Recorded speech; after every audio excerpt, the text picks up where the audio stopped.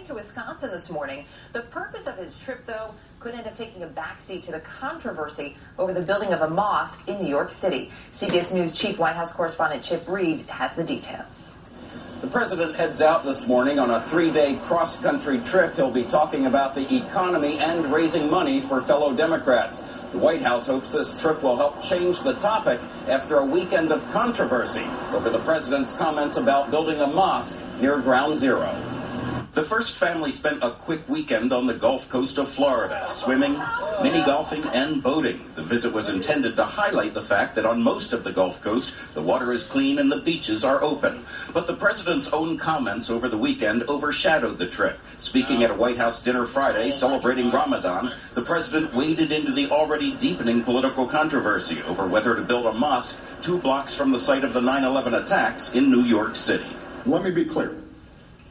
As a citizen and as president, I believe that Muslims have the right to practice their religion as everyone else in this country. Saturday, the president seemed to back off from his initial comments, saying that while Muslims have the right to build the mosque, that doesn't mean they should. I was not commenting, and I will not comment on the wisdom of making a decision to put a mosque there. White House officials insist the president is not backing down from his original statement, but some Republicans say the White House is trying to have it both ways. The inference or the clear impression everyone came away with was that he was saying he was supporting the mosque at Ground Zero. And he can parse it later on and sort of back away, but the fact is that is clearly the impression I believe he wanted to leave. The White House says the president has no regrets about his comments, even though they turned a local issue into a national debate.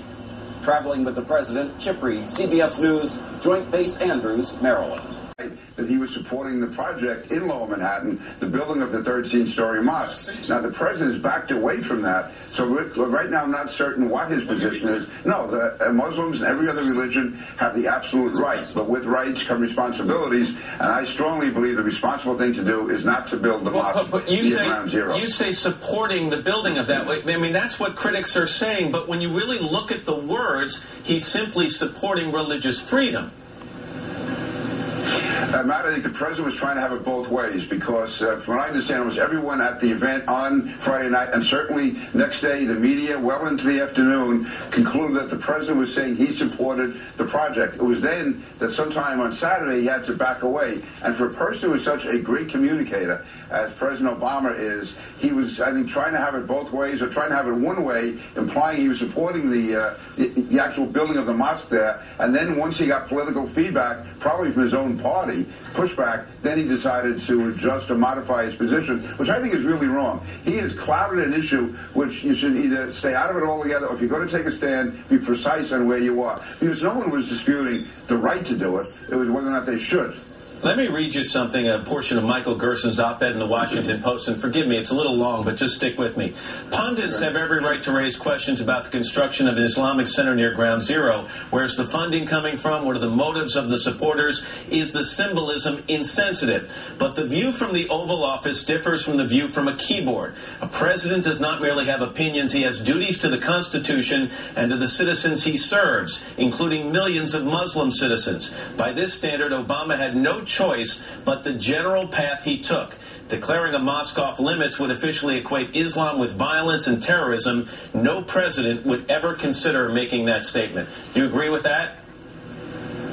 No, I don't. I believe that if the president was going to raise the issue, he was going to bring it to the level which he should have of it being a right, a constitutional right. Then he should have, to use the president's words, used this as a teachable moment. And he could have said, yes, that while the Muslim community has the right to build this mosque, they also have to appreciate the tremendous insensitivity that this demonstrates, and then try to have the parties come together and work out another side. He could have used it. He could have used the bully pulpit to really try to bring the nation forward. If the Muslim community, and 99% of them are great Americans, but if they want to build a bridge, if their leaders want to build a bridge to other faiths, other ethnic groups, to aggrieved parties, this would be an ideal opportunity to do it. So that's a good point. It's not that you're disagreeing with what he did say. It's more that you're offended or you find insensitive what he didn't say.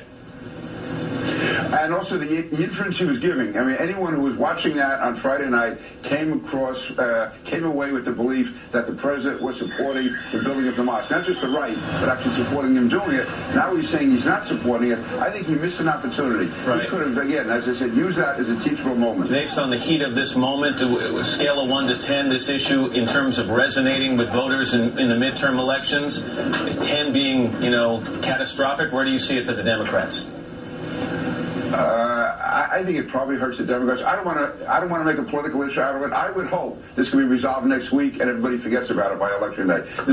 I have too many close personal friends who are suffering right now because of all this to make this a political issue. I don't want to be talking about this from now to election day, believe me. All right, Congressman Peter King. Congressman